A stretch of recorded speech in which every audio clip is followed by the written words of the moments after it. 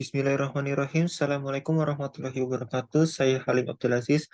Pada kesempatan kali ini, saya akan menjelaskan bagaimana cara membuat laporan posisi keuangan ya, atau bisa disebut juga sebagai laporan posisi keuangan atau laporan neraca gitu ya. Baiklah, sebelum mulai, alangkah baiknya kita berdoa agar selalu diberikan kelancaran oleh Allah Subhanahu wa taala. Auzubillahi Bismillahirrahmanirrahim. Raditu billahi rabba bil Islami dina wa bi Muhammadin nabi rasulullah rabbi jiti majudi fama amin. Baik, akan saya jelaskan terlebih dahulu isi dari laporan posisi keuangan atau neraca laporan posisi keuangan atau neraca saldo ya. Jadi mana neraca saldo itu ada dua macam, yaitu ada yang model skronto ya, ada model sekontro, dan ada model stapel.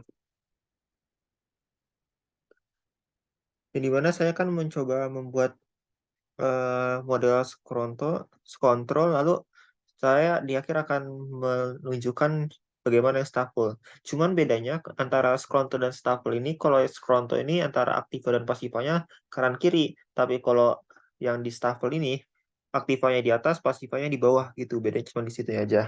Lalu gunanya dibuatnya laporan keuangan ini yaitu untuk mengetahui rasio solvabilitas suatu perusahaannya. Rasio solvabilitas suatu perusahaan. Di mana rasio solvabilitas itu adalah rasio yang menunjukkan kemampuan sebuah perusahaan ya.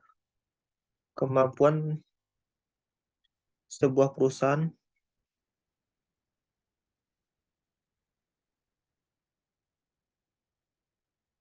untuk mengembalikan hutang, baik yang jangka panjang maupun jangka pendeknya. Biasanya ini untuk mengajukan hutang ke misalkan ke bank. Dan pihak bank itu melihat apakah kekayaan yang kita miliki atau perusahaan kita miliki itu lebih banyak di hutangnya atau modal kitanya. Nah, nanti bisa terlihat. Baik, lanjut. Saya akan menjelaskan bagian-bagian dari yang model Skronto dulu ya. Untuk stafel nanti saya jelaskan di akhir ya. Yang pertama ada judul, nama perusahaannya, yaitu terus ada laporan posisi keuangan atau neraca saldo ya. Lalu ada laporan neraca atau laporan neraca ya, Halim Travel untuk perusahaannya, nama laporan posisi keuangannya, lalu yang bawahnya untuk periode yang berakhir pada 28 Februari 2005. Lalu ada aktiva di kiri dan pasiva di kanan. Yang pertama kita kelompokkan terlebih dahulu aktiva lancar atau harta lancar kita. Sumbernya dari mana? Sumbernya dari worksheet atau kertas kerja. Kita lihatnya dari kolom laba rugi dan neraca ya. Di mana eh, di ini aktiva lancar tulis kita copy dulu ini. Kas, piutang, perlengkapan sewa di permuka yang 111 itu aktiva lancar ya.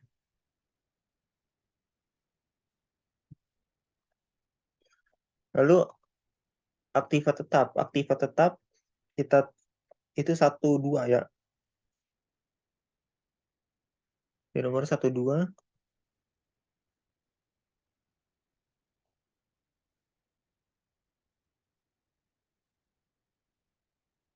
Lalu nanti yang di aktiva tetap kita kurangi ada yang 12 lagi yaitu akumulasi penyusutan peralatan.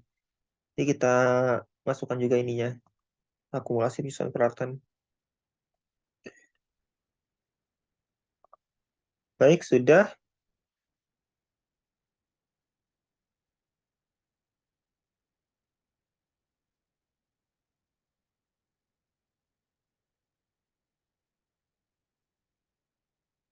Lanjut kita lihat untuk saldonya. Kita lihat di laba rugi atau di kolom neraca di worksheet ya. Atau bisa juga lihat di neraca saldo yang disesuaikan.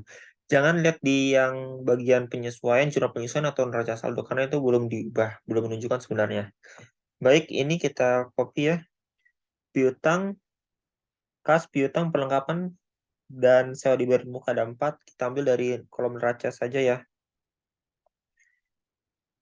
1, 2, 3, 4. Nah, kita copy ini. Lalu kita paste di sininya. Wah, tidak bisa. Satu-satu saja kita ya. Pertama, kas.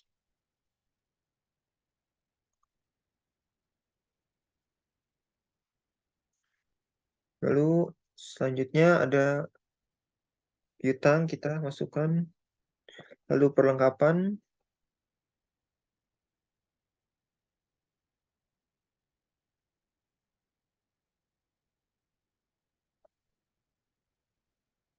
Dan ada sewa dibayar di muka. Nah, untuk peralatan kita tulis juga masih di kolom, saya ambil dari kolom neraca ya. Ini peralatan.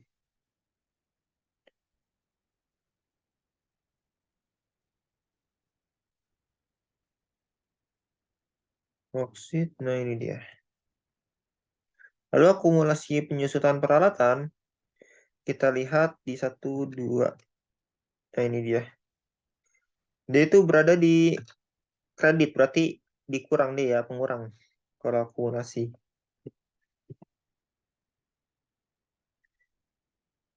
Di sini tadi, oke. Nah, pertama kita jumlahkan terlebih dahulu.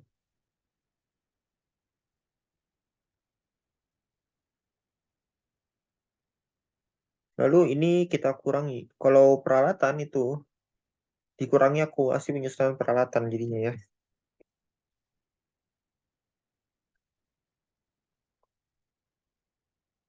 Nah, jadinya total aktiva tetap kita ada 210 juta dan ini ada 80 juta lancarnya. Lalu kita tambahkan antara total aktiva lancarnya ya dengan aktiva tetapnya.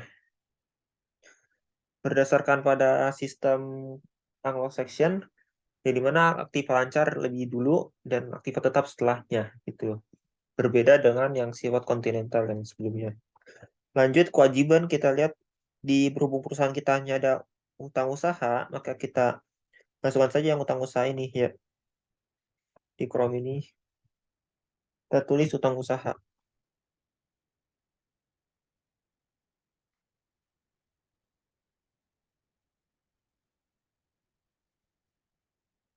Utang usaha kita lihat berapa jumlahnya kita di worksheet lagi. Utang usaha mana tuh ini dia. Kita lihat bisa di kolom neraca ini ya. 9 juta total kewajiban berhubung kita hanya utang usaha aja, berarti kita jumlahkan saja ininya. Hanya ini saja yang kita masukkan utang usaha. Lalu ekuitas. Ekuitas ini kita ambil modal halimnya ya. Modal halim, tapi modal yang akhir. Soalnya kalau kita pakai modal awal tuh hasilnya akan beda. Hasilnya nggak balance seperti gitu ya.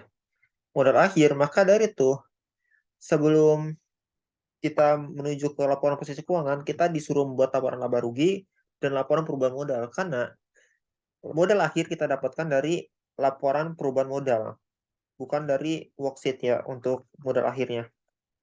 Nah, modal akhir ini kita dapatkan dari laporan perubahan modal dan laporan perubahan modal itu kita dapatkan juga dari laporan laba rugi. Maka dari itu harus sesuai urutannya. Yang pertama kita harus membuat laporan laba rugi, laporan pemudahan modal, laporan perubahan modal, dan lalu neraca saldonya atau laporan posisi keuangan gitu. Baik, lanjut kita jumlahkan semuanya. Ini coba lihat,